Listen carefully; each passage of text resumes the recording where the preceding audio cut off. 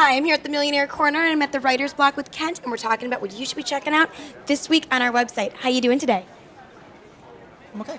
Great. Great. So what should our readers be looking for? We have a couple stories related to teenagers. We have one that's on the website now about the fact that there's a belief that middle school and high school students need to go to school later.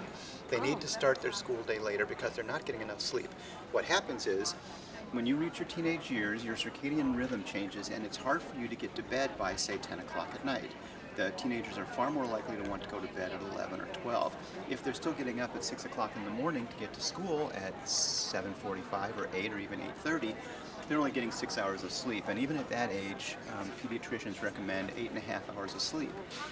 So the thinking is, the Academy of Pediatricians and many other educators are saying, let's move the start time of school back, starting no earlier than 8:30, maybe 9, and even there's a study that was done in England that says school should start at 10 o'clock for middle and high school students. Now the problem with that, of course, is that parents have their days scheduled, including their need to get to work, based on when they get their kids to school. So there's a whole sociological implication to it, but the theory is that high schoolers need to start their school day later.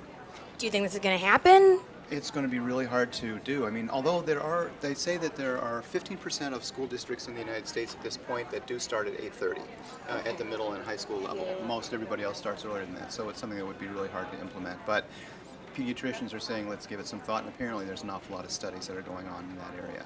Great. We have another story that's going to be on the site on Monday, actually, about how smartphones are causing teenagers to have really lousy social skills.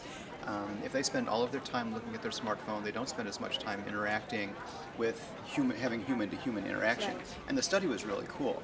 It was done by UCLA, and they took 100 students, sixth grade students, and they tested them on their ability to understand just photographs of human faces and what emotion that person was experiencing. So that was like a base test score. Then they sent 50% of them home and said, just live your life. They took the other 50%, which was 50 kids, and they put them in a science and nature camp for 5 days where they could have no electronics. They had no phones, they had no television, they had no internet, they had no computers. And only after 5 days, they came back and they retested all 100 students, and those kids that went to science and nature camp were far better at reading emotions and photographs than those kids that went home and stayed on their smartphones. So if the thinking is that if kids can be affected in 5 days without having electronic stimulation, imagine what could happen in a month. And what scientists are trying to do is increase young people's abilities to relate to each other the way that I did when I was growing up. Right, yeah. And that ability to relate is being affected by all the time that they're spending on electronics. Any other stories that our readers are going to want to check out? Yes.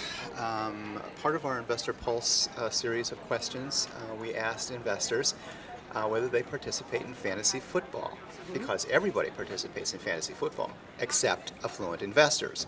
It turns out only 4% of the people that we surveyed said they do fantasy football, which is really, really low number. I mean, there's 31 million people doing fantasy football this year, it's estimated, but only 4% of our investor group are doing it. And what I have said in the story is, it's an indication of how they became wealthy. They didn't waste their time playing fantasy football. So.